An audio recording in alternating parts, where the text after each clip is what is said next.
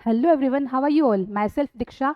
तो हम अपनी टैलेंटिक्स PYQ सीरीज़ को कंटिन्यू करते हुए आज आपके लिए 2024 का पेपर लेकर आए हैं। बेसिकली जो आज का डिस्कशन है क्लास 8th को लेकर होने वाला है। तो देखते हैं कि 2024 में क्लास 8th के कैसे फिजिक्स के क्वेश्चंस आए हुए थे, क्या उनका लेवल था। तो चलिए स्टार्ट करते हैं। So what is question 1? Which circuit element should be connected properly to make the bulb glow? Bulb को ग्लो करने के लिए कौन सा ऐसा एलिमेंट है सर्किट का जो हमें प्रॉपरली कनेक्ट करना होगा? Bulb, switch, battery, ammeter. So अगर हम ध्यान से देखें सर्किट को तो इसमें अमीटर तो प्रॉपरली कनेक्टेड है, बल्ब भी प्रॉपरली कनेक्टेड है। अच्छा, अगर बैटरी की बात करें तो बैटरी इसमें एक बैटरी तो इस तरीके से शोन है, एक बैटरी तो हमारी इस तरीके से शोन है, ठीक है, और एक बैटरी हमारी इस तरीके से शोन है। तो इस बैटरी का तो पॉजिटिव टर्मिनल और नेगेटिव टर्मिनल है, और दूसरी वाली बैटरी का नेगेटिव टर्मिनल इस साइड है, पॉजिटिव टर्मिनल इस साइड है, जो कि हमारा जो है रॉन्ग तरीका है। ये इस तरीके से शो करने का, ये हमारा एकदम रॉन्ग वे है। इसको हम बैटरी को हम कैसे शो करते हैं? इस तरीके से, ठीक है। एक का पॉजिटिव दूसरी के नेगेटिव से कनेक्टेड होता है, जैसे कि इस बैटरी का जो नेगेटिव टर्मिनल है वो दूसरी बैटरी के पॉजिटिव से कनेक्ट होता है। तो बट इसमें क्या है, नेगेटिव नेगेटिव से कनेक्टेड है, जो कि हमारा एकदम गलत है। इसलिए वी कैन से कि हम कह सकते हैं कि इसमें जो ये हमारी बैटरी है वो प्रॉपरली कनेक्टेड नहीं है, ठीक है। So we can say battery को हमें प्रॉपरली कनेक्ट करना होगा, ठीक है, जिससे हमारा बल्ब ग्लो होगा, ठीक है। So we can say battery should be connected properly to make the bulb glow. So we can say third option is our correct answer. So what is next question? In an observation, reading of Fahrenheit scale is 5 times the reading of Celsius scale. At a temperature, the reading of Fahrenheit scale is. ठीक है, तो हमें क्या find out करना है? Reading in Fahrenheit scale find out करनी है। So हमें एक रिलेशन पता है, F is equal to 9/5C plus 32, ठीक है। ये हमारा कौन सा रिलेशन है? फ़ारेनहाइट एंड सेल्सियस स्केल में ये रिलेशन होता है हमारा, ठीक है। ये हमें याद होना चाहिए, ठीक है। हमें क्या गिवन है? Fahrenheit, reading of Fahrenheit scale is 5 times the reading of Celsius scale. यानी कि जो फ़ारेनहाइट स्केल है उसकी जो रीडिंग है सेल्सियस स्केल की कितनी है? 5 टाइम्स है, ठीक है। सेल्सियस स्केल की 5 टाइम्स है फ़ारेनहाइट स्केल की रीडिंग, ठीक है। तो हम क्या करेंगे? ये वैल्यू इसमें पुट कर देंगे। F is equal to 9/5C plus 32 है हमारा, ठीक है। F की वैल्यू कितनी है? 5C, तो हम यहाँ पे 5C पुट कर देंगे, ठीक है। तो इसको हम सॉल्व कर सकते हैं। 5C minus 9/5C plus is equal to 32, ठीक है। क्या होगा? Is equal to 32। इसको हम सॉल्व करेंगे तो हमारा क्या होगा? 25C minus 9C upon 5 is equal to 32, ठीक है। इसको आगे हम सॉल्व करेंगे तो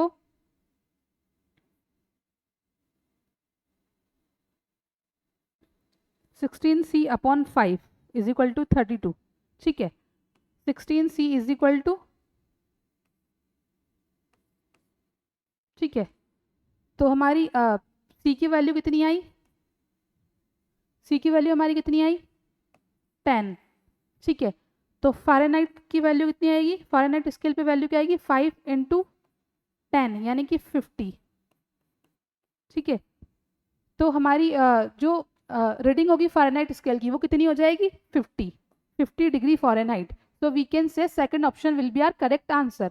इजी क्वेश्चन था। बेसिकली इसमें हमें एक रिलेशन पता होना चाहिए कि Fahrenheit scale and Celsius scale में क्या रिलेशन होता है। उस रिलेशन को हमने यूज़ किया, देन हमने फाइंड आउट कर दिया कि सेल्सियस स्केल की रीडिंग क्या होना चाहिए? 10 डिग्री सेल्सियस होनी चाहिए। ऐसे ही हमारी फ़ारेनहाइट की जो रीडिंग है सेल्सियस को अगर हम 5 से मल्टीप्लाई करेंगे तो वो हमारी फ़ारेनहाइट स्केल की रीडिंग है। तो हमने 10 को 5 से मल्टीप्लाई कर दिया तो हमारी फ़ारेनहाइट स्केल की रीडिंग कितनी आई? 50 degree Fahrenheit. So we can say second option is our correct answer. Clear? Now moving to the next question. Next question देखते हैं, हमारा नेक्स्ट क्वेश्चन क्या है।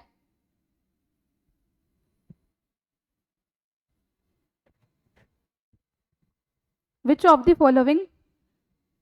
following is a high pitched sound? इन चारों option में से हमें चेक करना है कौन सी जो वेव है हाई पिच्ड साउंड की है, ठीक है। हाई पिच साउंड कौन सी होती है? जिसमें एक किसी फिक्स टाइम पीरियड में या 1 सेकंड में मैक्सिमम ऑसिलेशन कंप्लीट होते हैं, ठीक है, क्योंकि उसकी फ्रिक्वेंसी ज़्यादा होती है और फ्रिक्वेंसी ज़्यादा होती है तो उसकी पिच ज़्यादा होती है। अगर हम इन चारों वेव्स को ध्यान से देखें, इसमें अगर इस टाइम की अगर बात करें, इसमें दो वेव्स कंप्लीट हो रही है, इसमें 2.5 वेव कंप्लीट हो रही है सेम टाइम में, और इसमें कितनी कंप्लीट हो रही है, इसमें 1 2, इसमें भी 2.5 वेव कंप्लीट हो रही है। अच्छा, इसकी बात करें तो इसमें 1 2 3 4, तो 5 समथिंग इसमें वेव कंप्लीट हो रही है हमारी, ये 1 वेव, ये 2 वेव, ठीक है, ऐसे ये हमारी 3 वेव, ये हमारी 4 वेव, ठीक है, ये हमारी 5, ऑलमोस्ट 4.5 समथिंग वेव इसमें कंप्लीट हो रही है, और इसमें 2.5 समथिंग, इसमें भी 2.5 समथिंग, इसमें 2 समथिंग। तो सबसे ज़्यादा सेम टाइम में सबसे ज़्यादा वेव किसमें कंप्लीट हो रही है, फोर्थ वाले ऑप्शन में। सो वी कैन से इसकी फ्रिक्वेंसी ज़्यादा होगी तो इसकी फ्रिक्वेंसी ज़्यादा होगी तो इसकी पिच ज़्यादा होगी। So we can say fourth option is our correct answer. Clear? Now next question देखते हैं।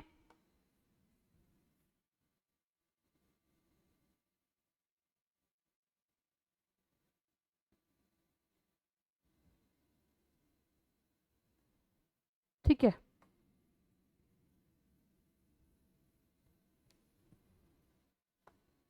Paheli walks to her school, which is at a distance of 2 kilometers from her house, in 20 minutes. On reaching, she finds that the school is closed and returns back by a bicycle with her friend at a speed of 12 kilometers per hour. Her average speed in kilometer per hour will be. ठीक है, तो हमें उसकी average speed find out करनी है इन kilometre पर हार। ठीक है, सो हमें क्या गिवन है, जो उसका स्कूल है वो कितने डिस्टेंस पर है उसके घर से। ठीक है, ये उसका हाउस है, ये उसका स्कूल है, इसकी डिस्टेंस कितनी है, 2 किलोमीटर। ठीक है, हमें फर्स्टली क्या गिवन है, जब वो स्कूल की तरफ जाती है, जो कि उसका स्कूल 2 किलोमीटर की डिस्टेंस पर है, उसको 20 मिनट्स लगते हैं। तो इनिशियल जब वो हाउस टू स्कूल गई तो टाइम उसको कितना लगा, 20 मिनट्स। ठीक है, डिस्टेंस कितनी ट्रेवल की उसने, 2 किलोमीटर। अच्छा, ये किलोमीटर में गिवन है तो इसको भी हम आवर में चेंज कर देते हैं, 20/60, यानी कि 1/3 आवर। ठीक है, ऐसे ही जब वो रिटर्न जर्नी जो थी उसकी, रिटर्न जर्नी में वो बाइसिकल पे अपने फ्रेंड के साथ आती है, किस स्पीड से आती है, 12 किलोमीटर पर हार की स्पीड से, यानी कि जब वो स्कूल टू हाउस जाती है, ठीक है, तो वो किस स्पीड से आती है, उसकी स्पीड क्या है, 12 किलोमीटर पर आवर। ठीक है, अब हमें क्या फाइंड आउट करना है, एवरेज स्पीड फाइंड आउट करनी है इन किलोमीटर पर आवर। ठीक है, एवरेज स्पीड क्या होती है, एवरेज स्पीड हमारी होती है टोटल डिस्टेंस ट्रेवल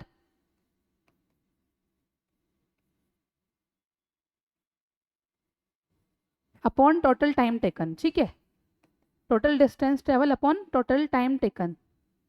डिस्टेंस हमारी कितनी गिवन है, डिस्टेंस हमारी जब वो हाउस टू स्कूल गई तो 2 किलोमीटर उसने ट्रैवल किया, जब वो स्कूल से वापस आई तो उसने 2 किलोमीटर और ट्रैवल किया, यानी कि 2 + 2 तो क्या हो जाएगी, उसकी टोटल डिस्टेंस हो जाएगी 2 + 2 किलोमीटर।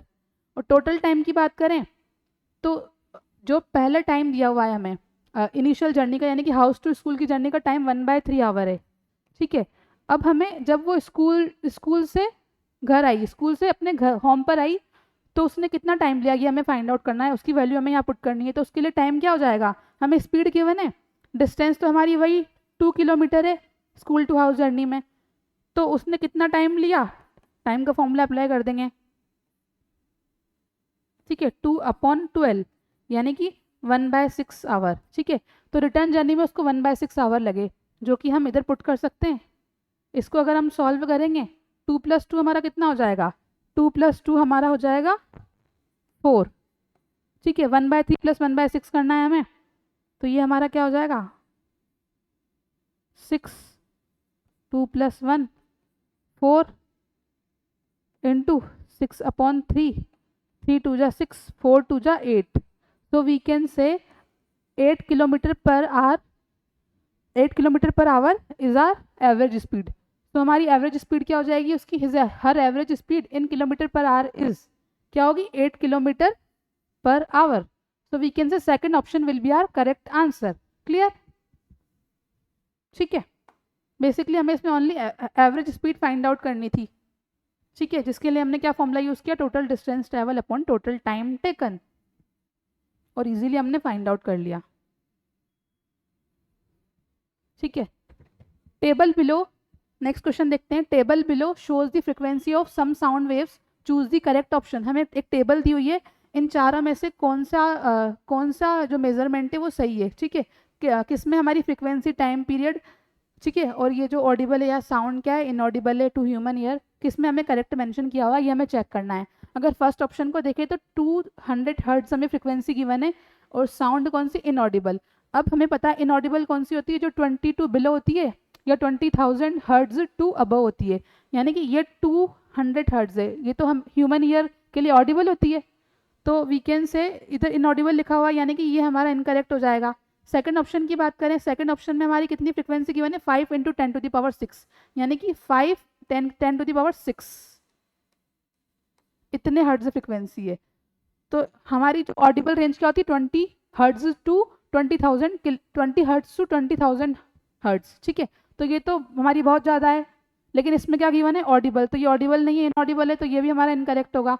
ऐसे ही थर्ड ऑप्शन चेक करें, थर्ड ऑप्शन की अगर बात करें 500 हर्ट्ज, हाँ ये हमारी ऑडिबल है क्योंकि 20 से 20,000 की रेंज में आ रही है, ठीक है, तो ये करेक्ट है, ये करेक्ट है। अच्छा, इसका टाइम पीरियड चेक करें, टाइम पीरियड क्या होता है, 1 फ्रीक्वेंसी, फ्रीक्वेंसी कितनी गिवन है, 1/500, ठीक है। इसको अगर हम सॉल्व करेंगे तो हमारा क्या आएगा, 0.2 × 10⁻², ठीक है, तो 0.002 ये हमारा टाइम पीरियड हो जाएगा सेकंड, इतना ही हमें गिवन है।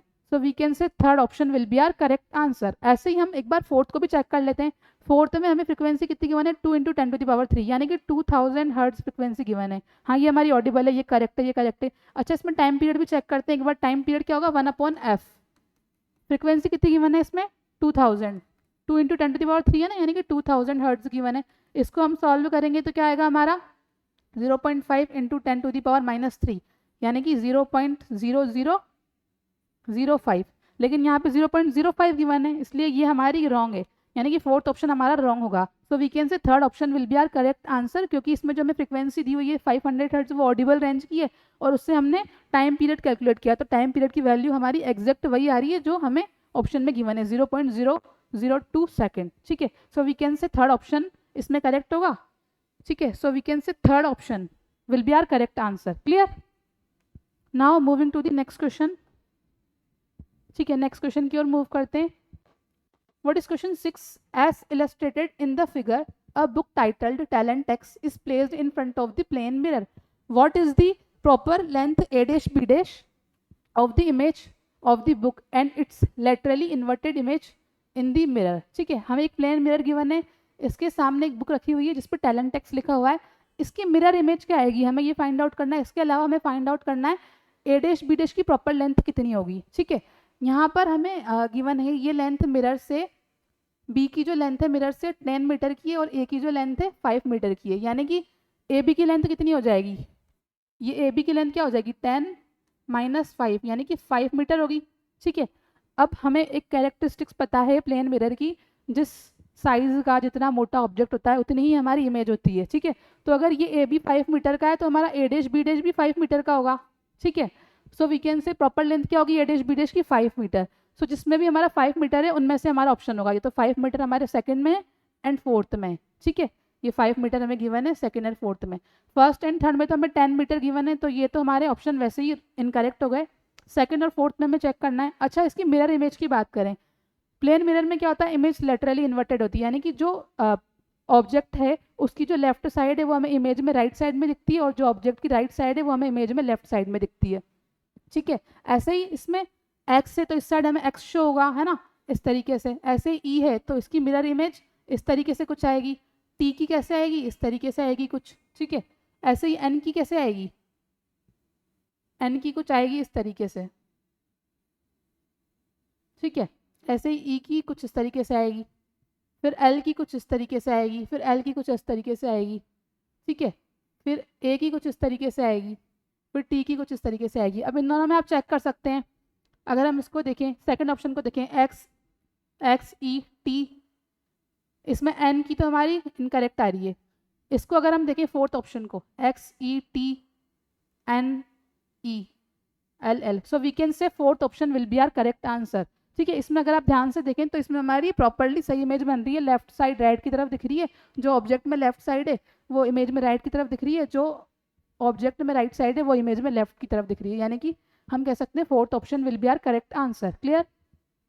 Now moving to the next question, a boy is running on a circular track of radius r and completes one round of circular track. What is the distance traveled by him?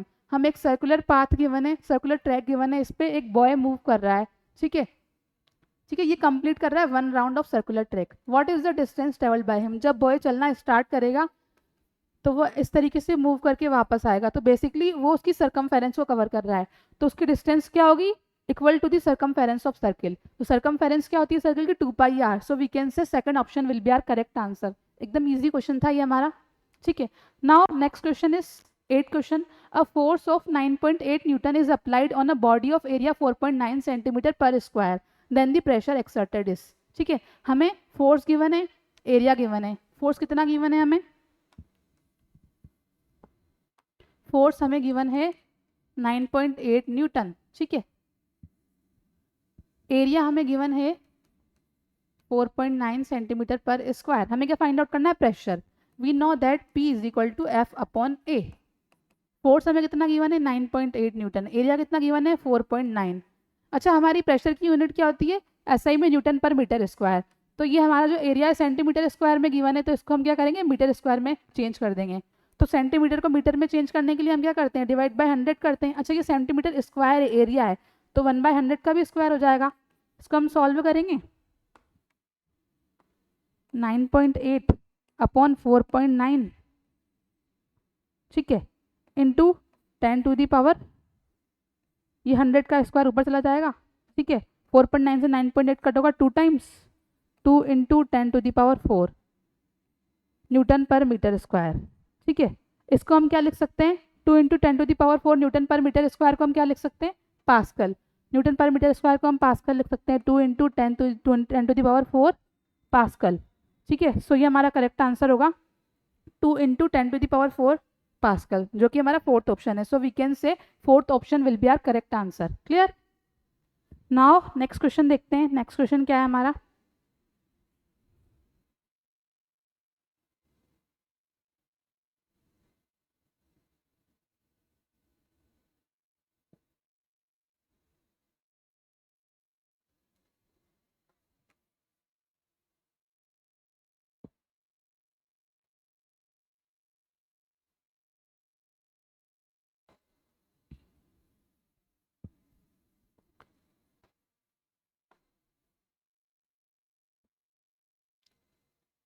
Question 9 is what happens to the size of iris when a person enters into a dark room? जब कोई person dark room में enter करता है तो क्या होती है? Iris क्या होती है? वाइड हो जाती है। आइरिस क्या होती है? डायलेट्स हो जाती है, यानी कि वाइड हो जाती है, जिससे प्यूपिल में क्या होता है? More amount of light enter कर पाती है और हमारा विजन इंप्रूव हो पाता है। So we can say iris क्या करती है? अपने आप को वाइड कर लेती है, जिससे मैक्सिमम लाइट, मोर लाइट प्यूपिल के थ्रू एंटर कर पाती है और हमें क्लियरली विजन होता है, क्लियरली हम डार्क रूम में देख पाते हैं। So we can say iris को की साइज का क्या होगा? आइरिस की साइज वाइड हो जाएगी। So second option will be our correct answer. Now next question is a tester is used to check the conduction of electricity through two liquids labeled A and B. It is found that the bulb of the tester glows brightly for liquid A while it glows very dimly for liquid B. You would conclude that liquid A में तो क्या हो रहा है?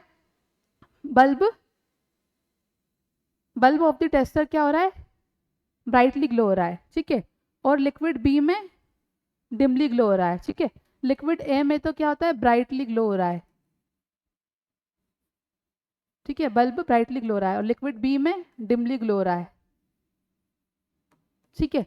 तो अगर brightly glow हो रहा है इसका मतलब इलेक्ट्रिसिटी का वो कंडक्टर है, ठीक है। यानी कि जो लिक्विड ए क्या हो जाएगा? Good conductor of electricity, good conductor of electricity. ऐसे ही लिक्विड बी में क्या हो रहा है? बल्ब डिमली ग्लो कर रहा है, यानी कि ये क्या होगा? बैड कंडक्टर ऑफ इलेक्ट्रिसिटी,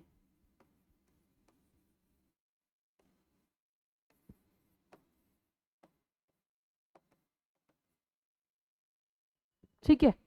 सो हम ऑप्शन चेक कर सकते हैं। लिक्विड है तो हमारा गुड कंडक्टर ऑफ इलेक्ट्रिसिटी, क्योंकि उसमें बल्ब ब्राइटली ग्लो कर रहा है, और जो लिक्विड बी है वो हमारा क्या है? बैड कंडक्टर ऑफ इलेक्ट्रिसिटी, क्योंकि उसमें बल्ब डिमली ग्लो कर रहा है। So liquid A is poor conductor, नहीं लिक्विड ए तो हमारा गुड कंडक्टर है, so first option is incorrect. Liquid B is a poor conductor, हाँ हमारा लिक्विड बी पुअर कंडक्टर है, देन लिक्विड है, हाँ ठीक है, liquid B is a poor conductor then liquid है, so second option B option will be our correct answer. Clear, ठीक है। नाउ नेक्स्ट क्वेश्चन देखते हैं। What is question 11?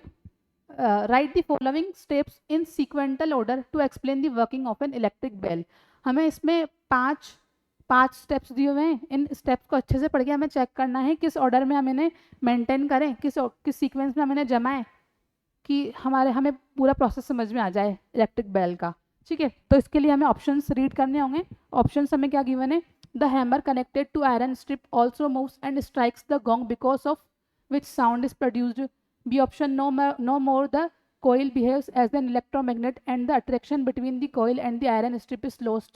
Because of this, the iron strip gets back to the original position and touches the screw. When current passes through the coil, it behaves like a magnet and attracts the iron strip. Once again, the circuit is closed and the above process is repeated. When the iron strip is pulled towards the coil, it loses contact with the screw and the circuit becomes open circuit. ठीक है, तो इसमें सबसे पहले क्या पता होना चाहिए हमें इलेक्ट्रिक बेल में, जब हम करंट पास करते हैं ठीक है कॉइल के थ्रू, तो ये मैग्नेट की तरह बिहेव करती है और आयरन स्ट्रिप को अट्रैक्ट करती है, पुल करती है। तो ये हमारा सी वाला क्या हो जाएगा? फर्स्ट स्टेप हो जाएगी। ठीक है, इसके बाद क्या होता है? इसके बाद हमारी ये प्रोसेस होती है। ठीक है, जो हैमर कनेक्टेड होता है आयरन स्ट्रिप से, आपने प्रोसेस पढ़ी होगी इलेक्ट्रिक बेल की, उसमें जो सेकंड प्रोसेस क्या होती है? जो हैमर होता है आयरन स्ट्रिप से कनेक्टेड होता है, वो मूव करता है और गोंग से स्ट्राइक करता है, जिससे क्या होता है? हमें इलेक्ट्रिक बेल का साउंड प्रोड्यूस होता है, वो सुनाई देता है। सो ये हमारा सेकंड ऑर्डर होगा, यानी कि सी के बाद हमारा क्या आएगा? ए। ठीक है, उसके बाद हम देखते हैं कि the hammer connected to iron strip also moves and strike the gong, जिसकी वजह से साउंड प्रोड्यूस होता है। उसके बाद क्या होता है?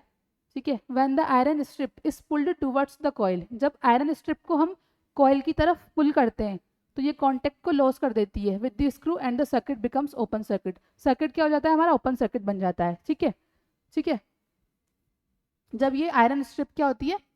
स्क्रू के साथ कॉन्टेक्ट को लॉस कर देती है, जिससे हमारा सर्किट वापस ओपन सर्किट बन जाता है।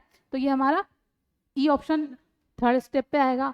ऐसे ही उसके बाद अगर हम बात करें, ठीक है, अब कोई कनेक्शन नहीं है, कॉन्टेक्ट हट चुका है, सर्किट ओपन सर्किट बन चुका है, तो no more the coil behaves as an electromagnet. तो कोयल क्या करेगी? इलेक्ट्रोमैग्नेट जैसा बिहेव नहीं करेगी, इसलिए attraction between the coil and iron, क्योंकि अट्रैक्शन जो है इलेक्ट्रिक आयरन स्ट्रिप का और कोयल का, वो क्या हो चुका है? लॉस हो चुका है। Because of this iron strip gets back to its original position and touches the screw, इसलिए अट्रैक्शन लॉस हो चुका है। उसके बाद क्या होगा? आयरन स्ट्रिप वापस अपनी ओरिजिनल पोजीशन पर आ जाएगी और स्क्रू को टच करेगी। तो फिर से हम इसी प्रोसेस को रिपीट कर सकते हैं। ठीक है, ये बी हमारा हो जाएगा। इसके बाद क्या प्रोसेस होगी? अब इस प्रोसेस को हम फिर से रिपीट कर सकते हैं, क्योंकि जो हमारी जो आयरन स्ट्रिप है अपनी ओरिजिनल पोजीशन पर आ चुकी है, तो हम इस स्टेप को वापस से रिपीट कर सकते हैं। Once again the circuit is close, circuit फिर से क्लोज हो जाता है और above process is repeated again and again. जब तक स्विच हमारा प्रेस रहता है तब तक हमारी ये प्रोसेस चलती रहती है और हमें इलेक्ट्रिक बेल के थ्रू साउंड प्रोड्यूस होता हुआ सुनाई देता है। ठीक है, तो इसके बाद हमारा क्या होगा? डी। तो बेसिकली इसके लिए हमें इलेक्ट्रिक बेल की प्रोसेस पता होनी चाहिए। ठीक है, सो हम इसको अरेंज कर सकते हैं सीक्वेंसली उसके अकॉर्डिंग। ठीक है, तो हमारा ऑर्डर क्या हो जाएगा? CAEBD, CAEBD, that is our second option. So we can say second option CAEBD is our correct answer. Clear? ठीक है, now next question is which material should be used to make an ice box so that the ice does not melt after a long time duration also? wood, iron, thermocol, plastic। ठीक है, अगर हम इन चारों को अच्छे से देखें तो इसमें जो पुअर कंडक्टर ऑफ इलेक्ट्रिसिटी क्या है? थर्माकोल है, क्योंकि थर्माकोल क्या है? पुअर कंडक्टर ऑफ इलेक्ट्रिसिटी है। इसकी वजह से क्या होता है? जब ये जो वार्मर सराउंडिंग है, वार्मर सराउंडिंग से हीट का ट्रांसफर नहीं करता है। ये थर्माकोल क्या है? पुअर कंडक्टर ऑफ हीट है, sorry poor conductor of heat बोलना था मुझे, poor conductor of heat. Thermocol क्या है? हमारा पुअर कंडक्टर ऑफ हीट है। ठीक है, क्योंकि इसमें क्या है, हमें ये चेक करना है कि जो आइस है वो मेल्ट नहीं होनी चाहिए लॉन्ग ड्यूरेशन तक। तो जो थर्माकोल होता है हमारा पुअर कंडक्टर ऑफ हीट होता है, इसकी वजह से जो वार्मर सराउंडिंग्स होती है वहाँ से हीट का ट्रांसफर आइस बॉक्स के अंदर नहीं होता है, जिससे क्या होता है? By minimising the heat transfer, जो आइस बॉक्स के अंदर है लो टेम्परेचर मेंटेन रहता है, लो टेम्परेचर मेंटेन रहने की वजह से आइस क्या होती है, मेल्ट नहीं होती और लॉन्ग ड्यूरेशन तक वो उसमें रह पाती है। वो धीरे धीरे करके उसका जो प्रोसेस है मेल्ट होने का वो स्लो स्लो डाउन हो जाता है, तो वो लंबे टाइम तक लॉन्ग ड्यूरेशन तक मेल्ट नहीं होती है। इसलिए हम क्या करते हैं, थर्माकोल में आइस को रखना प्रीफर करते हैं। So we can say thermocol will be our correct answer, third option will be our correct answer. Clear? Now moving to the next question. Next question देखते हैं।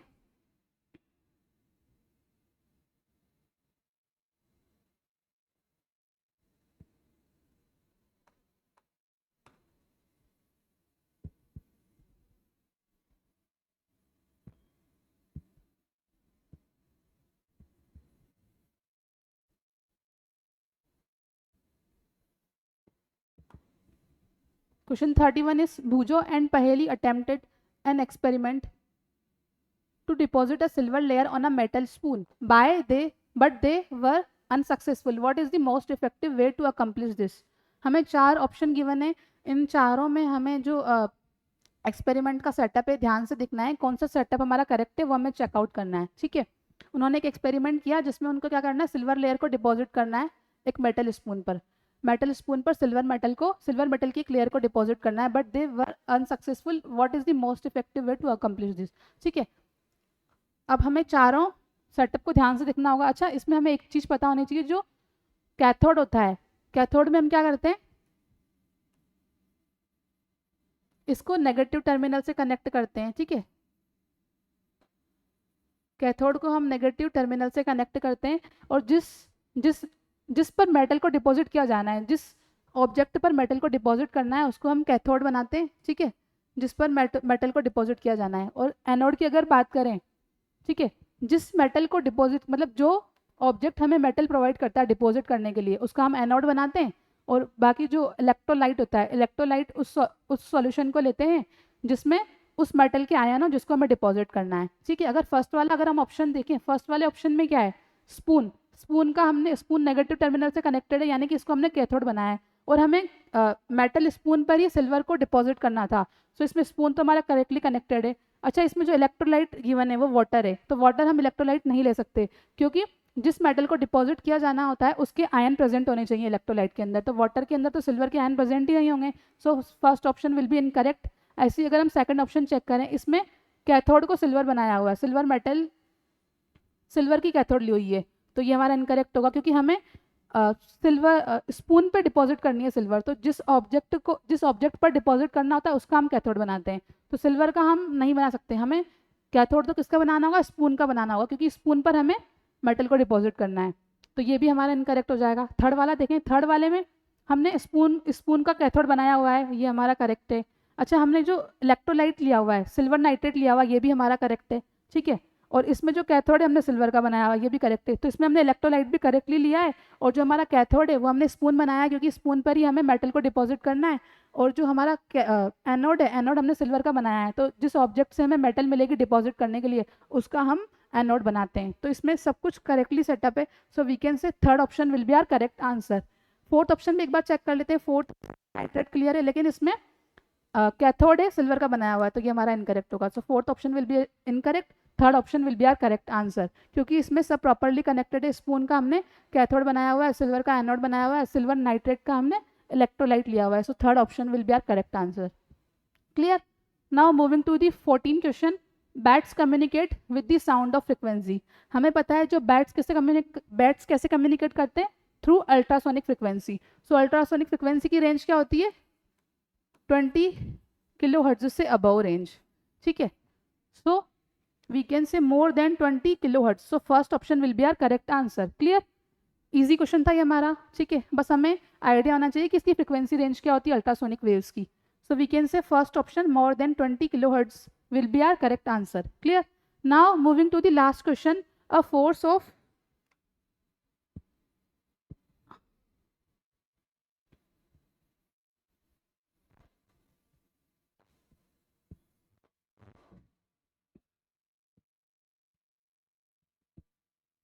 moving to the last question. A force of 0.4 Newton is applied in the north direction on an object which is moving in south direction the speed of the object will, object कहाँ move कर रहा है, south direction में, ये हमारा object है, ठीक है, ये हमारा साउथ डायरेक्शन में, ये हमारी कौन सी डायरेक्शन होती है, नॉर्थ, ये साउथ, ये ईस्ट वेस्ट, ऑब्जेक्ट हमारा साउथ डायरेक्शन में मूव कर रहा है, ठीक है, ये ऑब्जेक्ट की वेलोसिटी इस डायरेक्शन में, ठीक है, और जो फोर्स अप्लाई किया जा रहा है, अ force of 0.4 Newton is applied in the north direction, ठीक है, जो फोर्स है वो नॉर्थ डायरेक्शन में अप्लाई किया जा रहा है, यानी कि नॉर्थ डायरेक्शन इस तरफ हम फोर्स को अप्लाई कर रहे हैं, 0.4 न्यूटन का फोर्स है, 0.4 न्यूटन का फोर्स है, इसको हम इस डायरेक्शन में अप्लाई कर रहे हैं। The speed of the object will, object की स्पीड का क्या होगा, ऑब्जेक्ट का मूवमेंट तो इस साइड है लेकिन फोर्स उसके अपोजिट डायरेक्शन में लग रहा है, यानी कि उसकी ऑब्जेक्ट की स्पीड क्या हो जाएगी, डिक्रीज हो जाएगी, क्योंकि उसका जो फोर्स है सेम डायरेक्शन में न लग के अपोजिट डायरेक्शन में लग रहा है, ऑब्जेक्ट साउथ डायरेक्शन में मूव कर रहा है लेकिन जो फोर्स है उसको पीछे की तरफ खींच रहा है, यानी कि उसके अपोजिट डायरेक्शन में खींच रहा है, यानी कि जो ऑब्जेक्ट की स्पीड है वो क्या हो जाएगी, डिक्रीज हो जाएगी, ठीक है। So we can say second option will be our correct answer, तो हमारा सेकंड ऑप्शन करेक्ट होगा क्योंकि ऑब्जेक्ट की स्पीड डिक्रीज हो जाएगी। सो इसी के साथ हमारा क्लास 8 के PYQ का डिस्कशन खत्म होता है, मिलते हैं आपसे नेक्स्ट सेशन में, थैंक यू।